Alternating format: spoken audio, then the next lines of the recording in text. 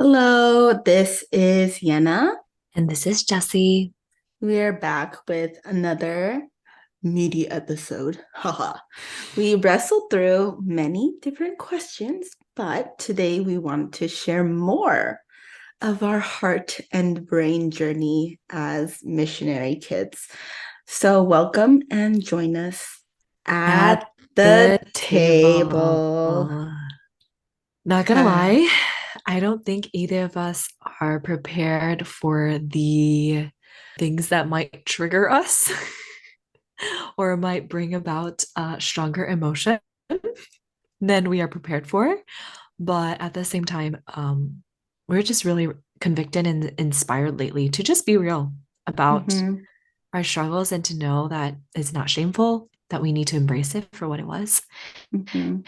in hopes that it will encourage one of you guys. So here is us putting ourselves on the line here. We're going to talk about mental health and responsibilities of an eldest and as a missionary kid, starting with our therapy journey, then working our way to just talking about the struggles of having to be presentable or to perform as a missionary kid. And yeah, we'll touch on more of that. But let's start with our therapy journey. What got us started? What was that process of going through therapy? We did touch on it in our last episode, but we're gonna get more into the meat of it. Yenna, Hmm. continue for us. What it was like for you. Like Jesse said, I will do my best to be a little more calm, but I cannot promise anything. Because I'm not gonna lie, I was a little And caught it's off guard okay. by my emotions the previous episode. But again, like we are not here to present this perfect united Mm, front. Again, like this is real stuff that it's going on in your heart, and I think that's okay to share too, you know. So go thanks. for it. Thanks, Jesse. Let's go. Like I had mentioned in the previous episode, there was initially in this exposure to the mental health therapy world, there was a lot of resistance. So unnecessary. Kind of like, why are you so dramatic about it? There was so much resistance to even going anywhere close to the counseling office, talking about the counseling office, just like anything that had to do with me admitting that I need help was just so like it was just like no way. No way, Jose. And I think progressively I could feel myself falling, but I felt so much guilt in just even experiencing that intense sadness or anger that was like coming Mm. up. I still even remember having this conversation with a friend of mine. I was in a very vulnerable, I mean, outside of speaking with Jesse, like there was another friend. um, I remember bawling my eyes out in Sam's, which is our mini cafe thingy in Wheaton, being in so much turmoil in my heart, being like, I don't get it. I grew up so fortunate. I had amazing, loving parents, which is unfortunately in this world, but so fortunate for me, a luxury to have solid two parents that love me and cherish me. And I know that. And even amazing siblings that love me and care about me, pray for me. There's just like, there was nothing wrong with my upbringing. But here I am feeling so utterly hopeless. Moving forward was a chore, and that's an understatement. I was pushing through molasses. There was no way I could walk through this. It just felt impossible. And I didn't understand. It was like this fight between, like, Yehna, but you have this. Why the heck are you feeling this way? And then as I was reconciling that emotion, again, a rush of like anger and bitterness to the church started pouring over me. And it was like going to not even going to class, not even that, like waking up to get out of bed was so hard. It would be me barely making it to class. And the next thing I did was just came straight back to my room and went into bed. Like that was like my sophomore year. I could not do it. And at some point I broke so badly. I stayed in Jesse's house for 4 days because I couldn't physically stop crying. And Mm. so yeah, Jesse remembers. That was, yeah, that was a dark, dark time. Yes. And I think it was, unfortunately, it was Jessie or somebody having to walk with me to the counseling office to be like, Yehna, you cannot do this on your own anymore. And Mm, I will say that was the number one most humbling experience, but the most needed experience to finally admit that, like, Yehna, mm, you're human. It's so you're allowed to not know everything. But again, that was just the beginning. There's like so many, I can like name a million different things I went through and why I went through it and the things that were going on my head. But and it unfortunately took hitting rock bottom to finally admit for myself I needed help. And it took the eighth, yes, eight therapists for me to finally make ground and gave myself permission that it's okay to seek help. I've mm, had to go through eight different people, going to it, rejecting them, going to it, rejecting them, going to it, rejecting it, making excuse after excuse after excuse for mm, why I shouldn't need, like, didn't need this, to finally be in a place where, like, Yehna, you're human. You can't do it on your own. My journey, and I say still my journey, I have come so far. Eight therapists were in the span of 5 years. There was longer periods of time where I just didn't show up at all, but here I am talking about it to who knows how many people.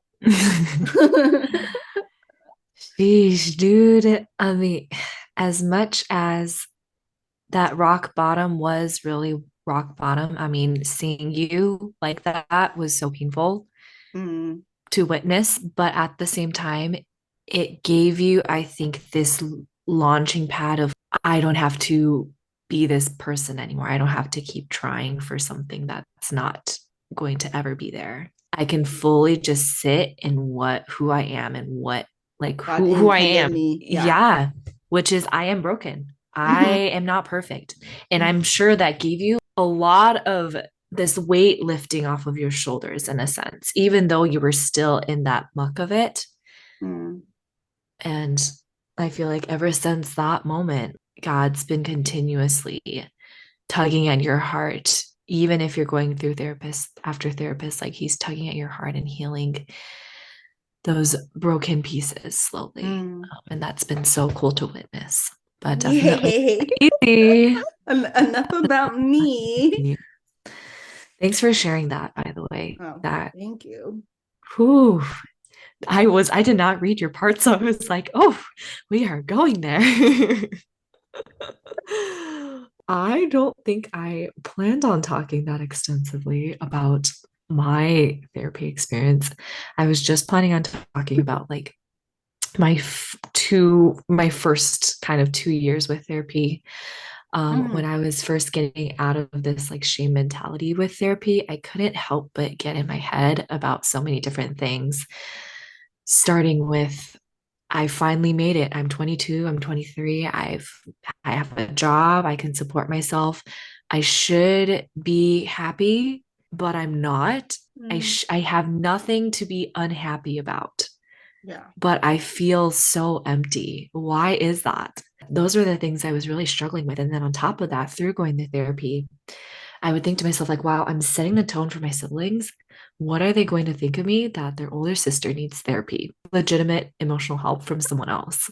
Wow, Jess, is what I kept telling to myself. I know, like, I don't know. I'm like, I have this standard for myself as an oldest, and I just couldn't get it out of my head.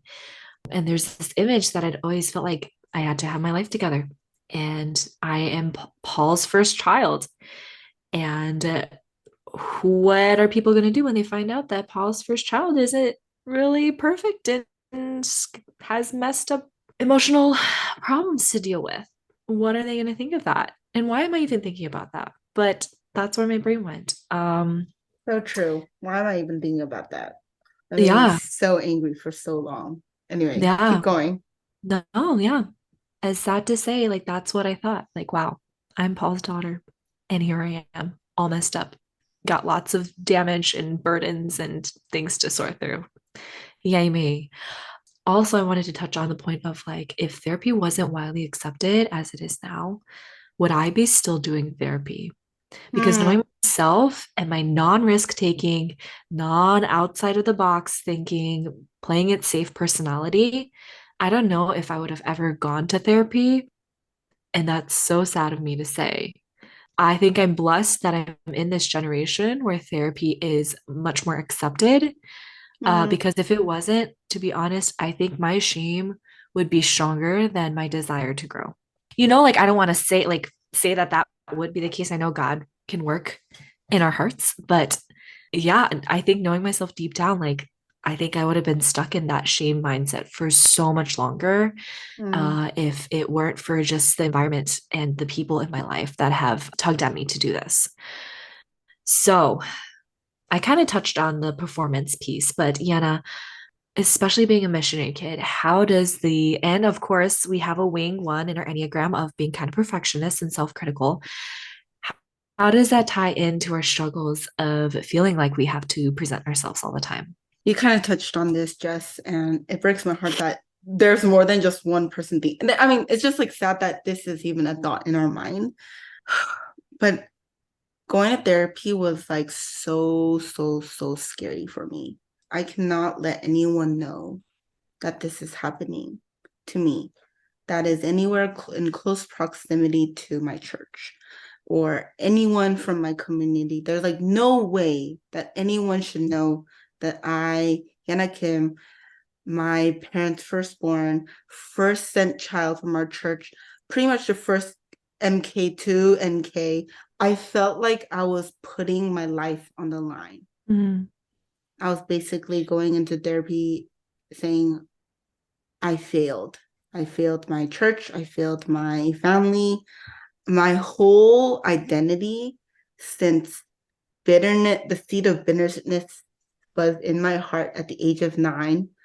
My whole identity and like mission was to essentially seek revenge on the church.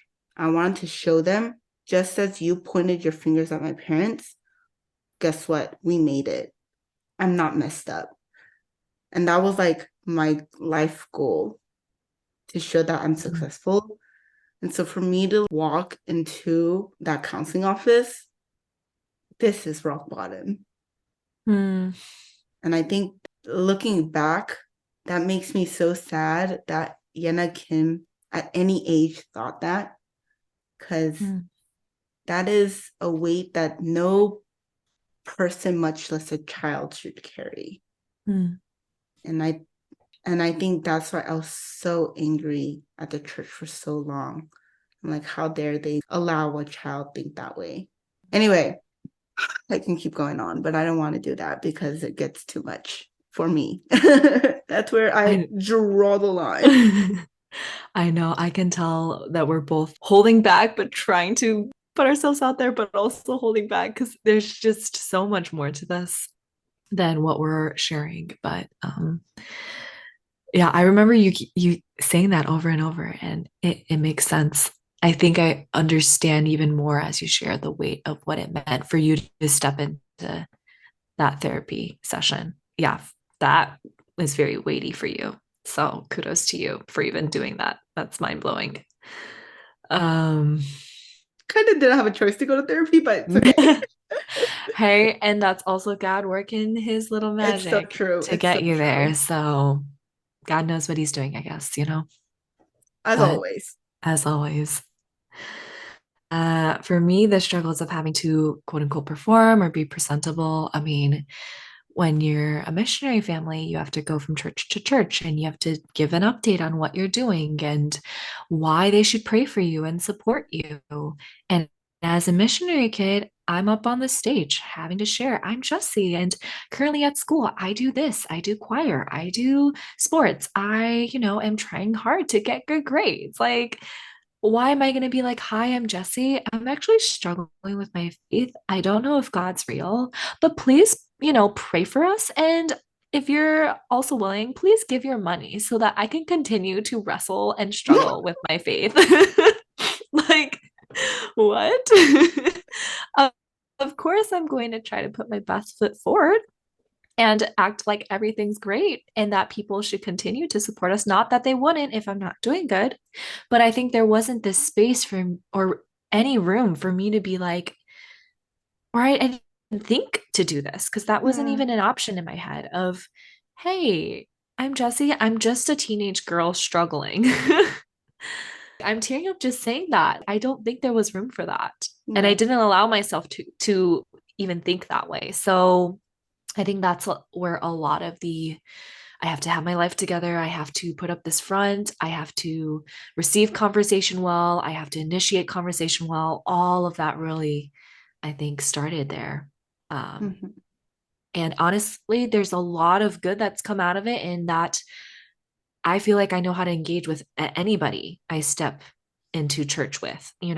I have definitely gotten that role of including every conversation, making sure everyone feels welcome. And I honestly am very grateful that I can put myself out there and do that. But at the same time, it's definitely a struggle between, all right, how much am I going to be real and how much do I got to put up a front? So that's something I really struggled with. Let's move on to our last point. Feeling like needing help was me being ungrateful. We kind of both touched on this, but it's that struggle of like, okay, what am I like? I have nothing to be upset or ungrateful for. Why do I feel so weak? Why do I feel so unhappy? Why do I feel like I can't do this anymore? Nana, can you expand on that for us? Yeah. Oh, my heart is so heavy because I could not wish this upon even my worst enemy, because I I don't think, I don't know. A lot of things are going on in my head, but it was just a lot of wrestling with the question of, God, why do I have to keep doing this? Why do I have to keep defending my family from the church? Not even the world, the church.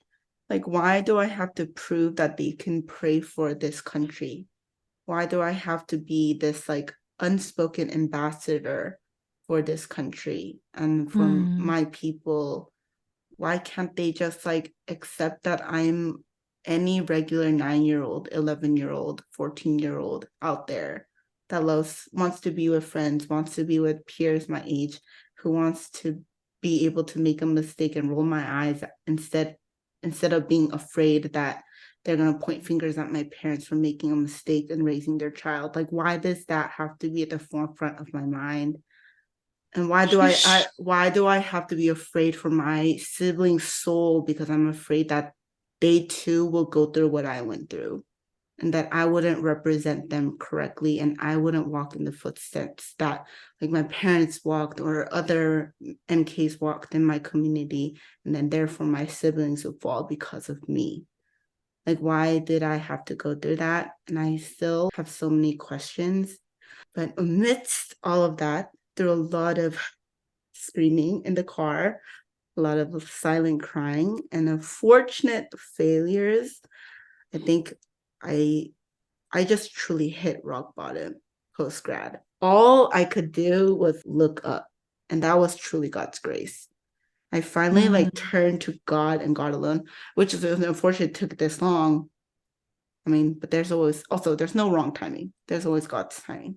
Unlearning of no more having to prove to people, no more seeking approval or quote unquote revenge on people, no more giving people all that power, but truly learning to surrender everything and relearn how much God loves me. It's no longer brain numb rehearsing of John 3:16, but taking that to heart and rehearsing that as truth that reigns over my life. God so loved the world. mm, God so loved Yehna Kim that mm, he died for me. The church didn't do anything. God did. It might be a broken people, but still a good God. And that took so long for me to finally like proclaim. Because until so long it was, God, why are you, I know you're there, but there's no way you're a good God. mm, And that completely flipped. And I guess it took me to bend so low that I had to only go to God. And I will say mm. thank you to God for that. Mm. Yeah. It took us literally questioning everything, stripping down like everything that we've lived for and built, and just having us fall on our knees in full surrenderance, being like, God, we tried this life without you and no more. Mm, Yeah, I can just tell like the desperateness that you got to in like realizing that like you were forced to almost turn your face and be like, God, I know you're the one that's going to get me out of this. mm-hmm, I don't believe it that you're good, but I proclaim that you are. mm, And I trust in that.